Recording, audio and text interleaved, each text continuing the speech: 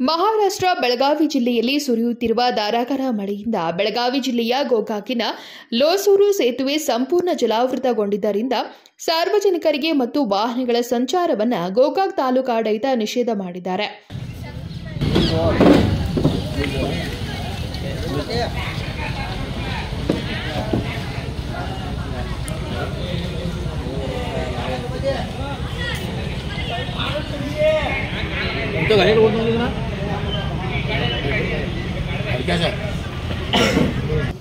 ಹಿಡಕಲ್ ಡ್ಯಾಂನಿಂದ ಘಟಪ್ರಭಾ ನದಿಗೆ 50,000 ಕ್ಯೂಸೆಕ್ ನೀರು ಬಿಡುಗಡೆ ಮಾಡಿದ್ದರಿಂದ ಗೋಕಾಕ್ ನಗರದ ದನಗಳ ಪೇಟೆಯಲ್ಲಿರುವ ಮನೆಗಳಿಗೆ ನೀರು ನುಗ್ಗಿದೆ.